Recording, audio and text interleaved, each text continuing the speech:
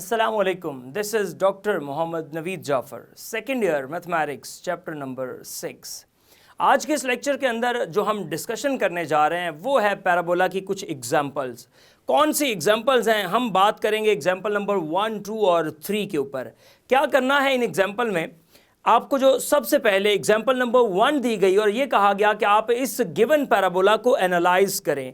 Analyse करने से ये मुराद होता है कि इसके डिफरेंट फैक्टर्स को आप फाइंड करके दें। फैक्टर्स में क्या है, जिस तरह इससे पहले लेक्चर के अंदर हमने समरी के ऊपर बात की थी और यहाँ पे हमने उस समरी को इस्तेमाल करते हुए क्या करना है कि उसमें से फोकस फाइंड करना है, डायरेक्ट्रिक्स फाइंड करना है, उसका जो आपके पास वर्टेक्स है वो फाइंड करना है और लेटस्ट रेक्टम की लेंथ को फाइंड करना है। ये कुछ चीज़ें हैं जिसको एनालाइज करना कहते हैं।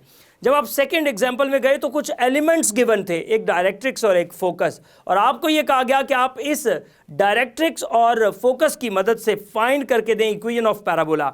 सो आपने पैराबोला की डेफिनेशन का इस्तेमाल किया और वहां से P F is equals to P M distance दोनों को इक्वेट करके वहां से इक्वेशन ऑफ पैराबोला को फाइंड करना है। इसके बाद जब आप नेक्स्ट जाएंगे एग्जाम्पल नंबर 3 के अंदर, तो वहां आपको एक एग्जाम्पल, एक पैराबोला की इक्वेशन दी गई है। उस पैराबोला की इक्वेशन को इस्तेमाल करते हुए हमने उसके तमाम एलिमेंट्स को फाइंड करना है। सो ये सारा प्रोसेस हम किस तरह से करेंगे, आइए चलते हैं व्हाइट बोर्ड की जानिब और देखते हैं इसका सोल्यूशन। जी, तो इस लेक्चर के अंदर हम बात करेंगे example number 1 of exercise number 6.4 जो कि आपके पेज नंबर 276 पे मौजूद है। सवाल वो ये करता है कि एनालाइज द पैराबोला। हमने इस पैराबोला को एनालाइज करना है। ये पैराबोला की इक्वेशन मौजूद है, X square is equals to -16y, और हम इसको ड्रॉ करेंगे इसके ग्राफ को, और ड्रॉ इट्स ग्राफ। अब आपने क्या करना है, जरा सॉल्यूशन में आ जाए। सॉल्यूशन क्या है इसका? सॉल्यूशन इसका ये है कि आप क्या करेंगे, इसको कंपेयर करेंगे। पहले तो गिवन इक्वेशन को लिखिए। आपके पास गिवन इक्वेशन क्या है? So given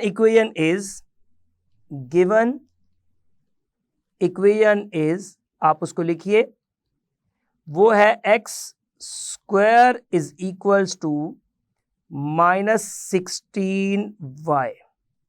x square is equals to -16y, ये आपके पास गिवन इक्वेशन है।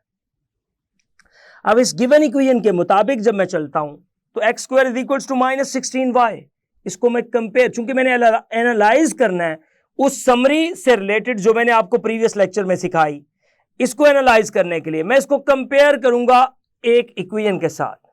सो मैं इसको लिखता हूं, वी कंपेयर विद, किसके साथ कंपेयर करेंगे, जरा गौर कीजिएगा। वी कंपेयर, हम इसको कंपेयर करेंगे with the equation X square is equals to 4ay but with negative sign, 4ay। लो जी, जब हमने कंपेयर किया तो यहां से हमारे पास रिजल्ट क्या आ जाएगा, जरा गौर कीजिएगा। हेयर हमारे पास जो इसका रिजल्ट आ गया आफ्टर कंपैरिजन, एक्स स्क्वायर तो एक्स स्क्वायर से कंपेयर हो गया, y से कंपेयर हो गया, और आप -4a को जब -16 से कंपेयर करेंगे, -4a -16, ये इंप्लाइज करता है कि a इज इक्वल्स टू 4 आ गया। नहीं जी, a की वैल्यू तो आपने यहां से एनालाइज कर लियो, ये बड़ी जरूरी है a की वैल्यू का पता होना। a की वैल्यू आ गई। The focus of the parabola lies on the y axis. वजह क्यों वो y एक्सिस के ऊपर लाई करेगा? अब देखें, सबसे पहले मैं तो कहता हूं इसका एक्सिस बताया करें कि एक्सिस ऑफ पैराबोला क्या है। सो जब मैं एक्सिस ऑफ पैराबोला की बात करूंगा तो देखिएगा, एक्सिस ऑफ पैराबोला क्या है?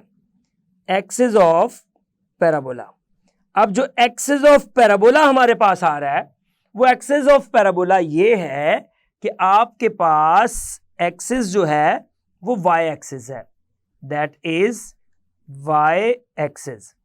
क्यों है y एक्सिस? जो इसमें लीनियर में पड़ी होगी वो इसके एक्सिस को रिप्रेजेंट करती है। सो एक्सिस तो इसका हो गया y एक्सिस। अब y एक्सिस से मुराद ये होती है कि x is equals to 0। y axis से मुराद है x इज इक्वल्स टू 0। लिहाजा यहां पे जो फोकस ऑफ द पैराबोला बना वो क्या बन जाएगा वो भी बताते हैं। लेकिन एक और बड़ी इंपॉर्टेंट चीज, वो ये है कि इसका जो स्पैन है वो डाउनवर्ड डायरेक्शन में है। चूंकि जब इसके साथ नेगेटिव साइन आ जाएगा, मैं ये भी लिख दूं, जो इसका स्पैन है, अब वो स्पैन इसका जो आ रहा है वो डाउनवर्ड डायरेक्शन में आ रहा है। इसका जो स्पैन है वो डाउनवर्ड डायरेक्शन में है। अगर स्पैन डाउनवर्ड डायरेक्शन में आ जाए तो इसका मतलब ये हुआ कि अब साथ हम पैराबोला को ड्रॉ भी करते हैं, साथ हम बनाते भी हैं, चूंकि इसको ड्रॉ भी करना है, एनालाइज करके ड्रॉ करते हैं। अब स्पैन उसका डाउनवर्ड डायरेक्शन में ये बताता है और फोकस तो उसके अंदर आएगा, लिहाजा उसका जो फोकस बना इन सारी बातों की बिना पे, एक तो x 0 हो गया तो वो 0 आ जाएगा f में, और फोकस में -4 ड्यू टू डाउनवर्ड डायरेक्शन ये आ गया, तो फोकस तो आपके पास आ गया। इक्वेशन ऑफ एक्सिस आपने इसकी ऑलरेडी बता दी। अब जो आप लेंथ ऑफ लेटेस्ट रेक्टम की बात करें, लेंथ ऑफ लेटेस्ट रेक्टम की, तो उस पे आ जाते हैं। और वर्टेक्स भी अगर आप इसमें देखते जाएं तो वर्टेक्स इसका क्या होगा, वो ऑब्वियसली इसका वर्टेक्स ओरिजिन पर ही होगा। मैं यहां पे वर्टेक्स बना दूं, x 0 पुट करेंगे तो y 0 आएगा, लिहाजा आपके पास ये आ जाएगा, वर्टेक्स इसका बनेगा 0 0 पे, ये वर्टेक्स आ गया।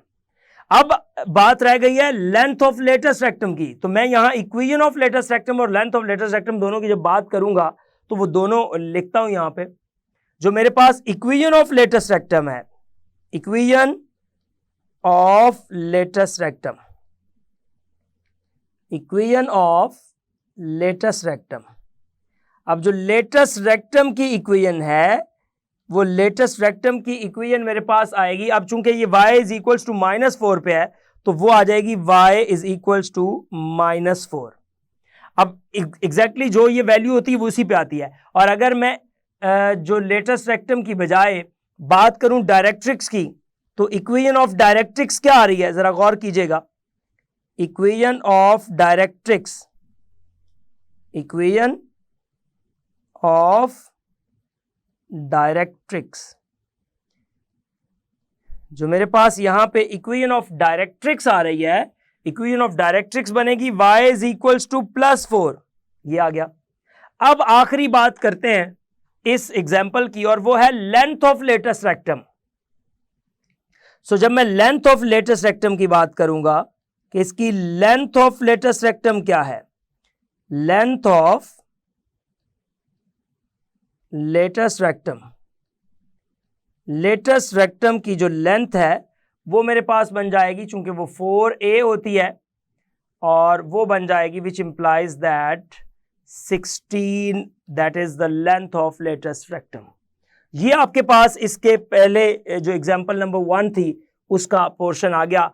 अब हम इससे आगे जाएंगे एग्जाम्पल नंबर 2 की जानिब और देखेंगे कि जी क्या है एग्जाम्पल नंबर 2 की स्टेटमेंट। सो मैं आपके सामने एग्जाम्पल नंबर 2 की स्टेटमेंट लेके आता हूं और फिर उसको हम स्टडी करते हैं। जी ये हमारे पास स्टेटमेंट है जो क्वेश्चन नंबर इसकी एग्जाम्पल नंबर 2 की है। इस स्टेटमेंट के मुताबिक हमने क्या करना है, एक इक्वेशन को फाइंड करना है, फाइंड एन इक्वेशन। मैंने एक इक्वेशन को फाइंड करना है पैराबोला की, जिसका फोकस जो है वो इस पॉइंट पे है और जिसका डायरेक्ट्रिक्स जो है वो ये है। सो कोई मुश्किल बात नहीं, अगर आपको डेफिनेशन ऑफ पैराबोला का आइडिया है तो डेफिनेशन ऑफ पैराबोला की मदद से आप इसको देख सकते हैं, आप इसको अंडरस्टैंड कर सकते हैं। डेफिनेशन क्या है, इसके सॉल्यूशन की जानिब मूव करता हूं, सॉल्यूशन की जानिब मूव करता हूं, सॉल्यूशन में आता हूं तो डेफिनेशन कहती है कि हमारे पास जो रिजल्ट, पहले मैं एक पॉइंट सपोज कर लेता हूं ताकि उसके मुताबिक उसकी डेफिनेशन को बताऊं। अब आप पहले ये कहें कि let P of X Y be a point, एक आपके पास पॉइंट है P ऑफ एक्स वाई। अब ये आपने पॉइंट सपोज कर लिया be a point on the parabola, be a point, ये हमारे पास एक पॉइंट है on the parabola, on the parabola. ये जी एक पॉइंट है हमारे पास पैराबोला के ऊपर, be a point on the parabola. Length of the perpendicular PM from P of XY to the directrix. अब आपने वो लेंथ फाइंड करनी है। दो चीजें हैं, वो दोनों फाइंड करके देता हूं। पहले डेफिनेशन लिखिएगा। डेफिनेशन ऑफ पैराबोला क्या कहती है? डेफिनेशन ऑफ पैराबोला ये है कि आपके पास जो पी एफ डिस्टेंस है, ये डिस्टेंस इक्वल होता है पी एम डिस्टेंस के। ये दोनों के दोनों डिस्टेंसेस सेम हैं। अगर ये दोनों के दोनों डिस्टेंसेस सेम है तो आपने इस रिजल्ट को बताना है कि ये क्या रिजल्ट बनता है, P F is equal to P M. अब आप देखें, P जो है वो आपको पता है एक्स वाई है, F जो है वो आपको पता है कि वो है -3 और 4, और जो आपके पास लाइन है, लाइन का आपको पता है कि वो है 3x - 4y + 5 is equals to 0। ये तीन चीजें हैं। अब इन तीनों के मुताबिक जब हम चलते हैं तो देखिएगा क्या बनता है। ये आपके पास आ जाएगा P F is equals to P M. अब P F is equals to P M को जब मैं लेके चलता हूं और दोनों को इक्वल रखता हूं तो देखें, एक तरफ 2 पॉइंट डिस्टेंस फॉर्मूला है और एक तरफ ये फॉर्मूला, दोनों फॉर्मूले भी साथ लिख लें। एक तरफ फॉर्मूला लगना है 2 point distance formula, 2 point distance formula, और वो जो 2 पॉइंट डिस्टेंस फॉर्मूला एक साइड पे लगना है वो मेरे पास क्या है, d is equals to x2 - x1 square plus y2 - y1 square और ऊपर उस सारे का स्क्वायर रूट। दूसरी तरफ हमारे पास फॉर्मूला क्या है, एक लाइन और पॉइंट के दरमियान, तो वो जो distance between, perpendicular distance between, वो आप बता दें, perpendicular distance between point and line, point and line. आप लोगों की बेहतर अंडरस्टैंडिंग के लिए हर चीज को मेंशन करता हूं ताकि आप बहुत अच्छे तरीके से अंडरस्टैंड कर सकें। वो आपके पास क्या है, d इज इक्वल्स टू, वो है ax1, ये आ जाएगा, plus by1 plus c mod divided by a square plus b square और उसका स्क्वायर रूट। लो जी, ये लेफ्ट साइड पे मैं ऐसे लिख देता हूं, ये लेफ्ट साइड वाला फॉर्मूला है, लेफ्ट हैंड साइड, और ये जो फॉर्मूला नंबर 2 है ये राइट हैंड साइड पे लगेगा। जो ऊपर ये इक्वेशन है ना, इस ए इक्वेशन के लेफ्ट और राइट पे जो फॉर्मूलाज लगने हैं वो मैंने आपके सामने रख दिए। सो अब आप इन फॉर्मूलाज की मदद से इसको प्रोसीड कर लें। देखिए, एक है एक्स वाई और -3 4, एक तरफ ये डिस्टेंस है, ये वैल्यू सामने रख के चले। लो जी, ये आ जाएगा x माइनस माइनस प्लस, सो इधर आ जाएगा x प्लस 3 इसका स्क्वायर प्लस y -4 इसका स्क्वायर और ऊपर इसका स्क्वायर रूट, ये बन जाएगा equals to ax1 by1 plus c। अब इसमें जब आप पॉइंट देखते हैं तो एक ये पॉइंट है और एक ये लाइन है, तो ये आपके पास ऑब्वियसली वही आ जाएगा 3x - 4y प्लस 5, और इसका ये मॉड है और divided by 3 square plus -4 square आ जाएगा। लो जी, ये आ गया इसकी डिवीजन में 3 स्क्वायर और प्लस -4 का स्क्वायर, उसका स्क्वायर रूट। इस तरह से इसको प्रोसीड करें। ये इधर इसका स्क्वायर भी ओपन कर दें, एक्स स्क्वायर ये आ जाएगा plus 9 plus 6x plus Y square plus 16 - 8y is equals to, ये बन जाएगा इज इक्वल्स टू, हमारे पास क्या आ रहा है, इज इक्वल्स टू आ जाएगा, ये ऊपर भी स्क्वायर ले, इसका स्क्वायर रूट है, अगले स्टेप में खत्म कर दें, अभी खत्म कर दें, ऊपर इसका स्क्वायर ले लें, 9x² प्लस, बहुत ध्यान से स्क्वायर लीजिएगा, 16y² प्लस 25।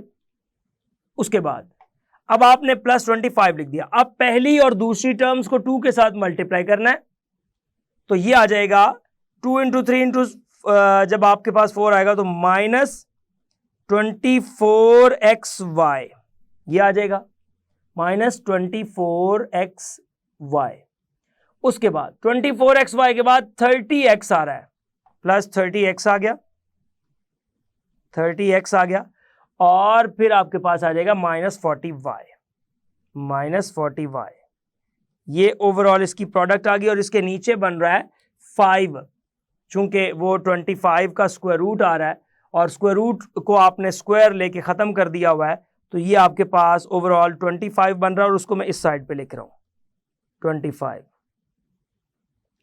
लो जी, आगे चलते हैं, और इसको मल्टीप्लाई करके जब मैं इसके रिजल्ट की जानिब रवां दवां होता हूं, तो इसका रिजल्ट मेरे पास देखिएगा क्या बन जाता है। इसका रिजल्ट हमारे पास आ जाएगा, जो कि ओवरऑल सम अप करने से बन रहा है 16x², वो बन रहा है, इसको देखें 25x² और -9x², तो ये आ रहा है 16x²। फिर आपके पास 16x² के बाद जो अगली वैल्यू बन रही है वो आ रही है प्लस 24xy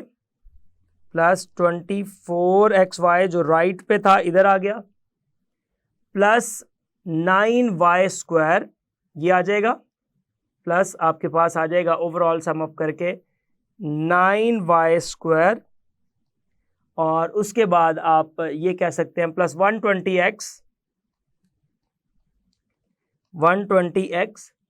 और 120x के बाद -160y, ये आ जाएगा, और 160y के बाद आपके पास जो अगला रिजल्ट है वो बन रहा है प्लस 600। तो इस तरह से आपके पास ये ख़त्म हो गया, और ये आपके पास equation of parabola according to the example number 2 बन गई। अब हम चलते हैं इसकी नेक्स्ट एग्जाम्पल की जानिब, और उसको देखते हैं कि उसमें क्या बात हो रही है। एग्जाम्पल नंबर हमारे पास 3 है, इसको ज़रा देखिएगा। एग्जाम्पल नंबर 3, ये एग्जाम्पल नंबर 3 है, और ये पेज नंबर 277 पे मौजूद है। कहता है एनालाइज द पैराबोला। इस पैराबोला को आपने एनालाइज करना है, और थोड़ा डिफरेंट पैराबोला बनाया है। एनालाइज द पैराबोला, और वो पैराबोला की इक्वेशन है x² -4x, ये आ जाएगा, -3y, और -3y के बाद प्लस 13 इज इक्वल्स टू 0, ये आ गई। अब आपने क्या करना है, यहां से अगर आप इसको ऐसे लिख लें, सॉल्यूशन में आ जाए, एनालाइज करना है, सॉल्यूशन में आ जाए, x² -4x -3y plus 13 is equals to 0। इसको लिख लेते हैं x² -4x प्लस 4 -3y और प्लस 9 इज इक्वल्स टू 0। ये देखिए मैंने 13 को ब्रेक करके 4 और 9 कर दिया। इससे ये हुआ कि ये x -2 का स्क्वायर हो गया इज इक्वल्स टू 3y -9 आ गया। वो मैं राइट साइड पे ले आया, आप उसको ला सकते हैं राइट साइड पे। अब उसमें से 3 कॉमन आ रहा है, तो ये आ जाएगा x -2 square is equals to 3 common ले लें, और ये आ जाएगा y -3। इस तरह से आपने लिख लिया y -3। अब आप इसको थोड़ा सा रीअरेंज कर लें, और वो ये कर लें कि आपकी आसानी के लिए इस तरह, चूंकि वर्टेक्स अब थोड़ा डिफरेंट हो गया है, तो आपकी स्टैंडर्ड से जनरल फॉर्म में जा रही है, तो आप ऐसे करें, इसको सपोज कर लें कि लेट कर लें x -2 को कोई कैपिटल x रख लें, y -3 को कोई कैपिटल y कर लें, तो वहां से आपके लिए इक्वेशन जो ये थी आपकी 2, ये बन जाएगी 2 बिकम्स, इक्वेशन 2 आपकी चेंज होके बन जाएगी x² is equals to 3 times Y, X square is equals to 3 times Y, इसको नंबर 3 कह दें। लो जी, अब सारा कुछ इससे एनालाइज कीजिए और आपके पास ये सब कुछ मिल जाएगा, which is parabola whose focus is lying on capital X is equals to 0, ये आपके पास बन जाएगा। सो आप कहेंगे विच इज पैराबोला, ये आपके पास एक पैराबोला आ गया, विच इज पैराबोला, और ये कैसा पैराबोला है, whose focus lies on, whose focus lies on, आपके पास आएगा lies on capital x is equals to 0, चूंकि उसका जो एक्सिस है वो इस वक्त y एक्सिस बन गया और कैपिटल x है तो capital x is equals to 0। अब साथ साथ बेशक चीजें कैलकुलेट करते जाएं और who and directrix of it मैं उसका भी बताता हूं, लेकिन पहले आपने एक चीज बता दी। अब इसको जरा स्टैंडर्डाइज और कर लें उस फॉर्म में बनाने के लिए। सो 3 इंप्लाइज, इक्वेशन नंबर 3 को आप लिख सकते हैं ऐसे, capital X square is equals to 4 times 3 by 4 Y, ताकि ये 4ax के फॉर्मेट में आ जाए, 4ay के फॉर्मेट में आ जाए। हमने 4ay का फॉर्मेट बना लिया। अब 4ay का फॉर्मेट तो बना लिया, अब यहां से अब आप इसमें बता सकते हैं कि इसका डायरेक्ट्रिक्स क्या है। इट्स डायरेक्ट्रिक्स यानी कि dtx, इसका डायरेक्ट्रिक्स बनेगा आपके पास। जब आप इसका डायरेक्ट्रिक्स बनाएंगे तो जाहिर है वो y के पैरेलल चलते हुए y की वैल्यू है capital Y is equals to -3/4, उसके बिहाइंड आता है ना डायरेक्ट्रिक्स, उसकी बैक साइड पे होता है। तो लिहाजा यहां पे कोऑर्डिनेट्स ऑफ द फोकस क्या बनेंगे वो भी बनाएं और इसी तरह आगे चलें। कोऑर्डिनेट्स ऑफ द फोकस आपने फाइंड करने हैं, आप यहां पे लिखिएगा। So the coordinates of the focus, so the coordinates of focus, वो जाहिर है कैपिटल एक्स कैपिटल वाई है। अब इसके मुताबिक आपने जो रखा है वो आपने ये कहा कि जी वो है कैपिटल एक्स आपका 0 है और कैपिटल वाई आपका 3/4 के इक्वल जैसे आपने कहा आया, तो वो उसके मुताबिक उसका फोकस बनाएं। अब डायरेक्ट्रिक्स आपका y इज इक्वल्स टू -3/4 है, तो इसके मुताबिक वो 3/4 होगा इसके मुताबिक। अब यहां से कैपिटल एक्स में हमने तो जवाब स्मॉल एक्स वाई में देना है, तो कैपिटल एक्स चूंकि इक्वल था, जो हमने सपोजिशन की x - 2 के, तो x - 2 is equals to 0। Capital y चूंकि इक्वल था y - 3 के, तो वो 3/4 के इक्वल, वहां से x 2 के इक्वल आ गया और y आपका 3 + 3/4 आ गया। ये आ जाएगा 12 + 3 15/4।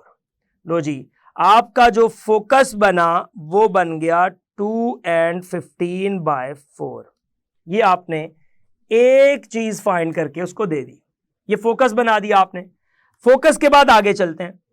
अब आपने क्या करना है, अब आपने करना है दस the coordinates of the focus are this, axis of the parabola is what. अब एक्सिस ऑफ द पैराबोला बताइए। देखिए, जब आप एक्सिस ऑफ द पैराबोला की बात कर रहे हैं, एक्सिस ऑफ पैराबोला जो कि पीछे मैं बता चुका हूं आपको, वो था capital X is equals to 0 और ये इंप्लाइज कर रहा है x - 2 इज इक्वल्स टू 0, जहां से निकला x इज इक्वल्स टू 2। तो ये उसके एक्सिस की जो वैल्यू है वो पैरेलल टू x एक्सिस बन रही है, पैरेलल टू x एक्सिस बन रही है। So capital x is equals to 0 से वो आ गया, ये आपके पास उसका एक्सिस बन गया। उसके बाद चलते हैं वर्टेक्स की जानिब। अब वर्टेक्स ऑफ द पैराबोला, अब देखें वर्टेक्स ऑफ द पैराबोला की जब आप बात करते हैं, वो ये बना था कैपिटल X 0 और कैपिटल Y 0, ठीक हो गया।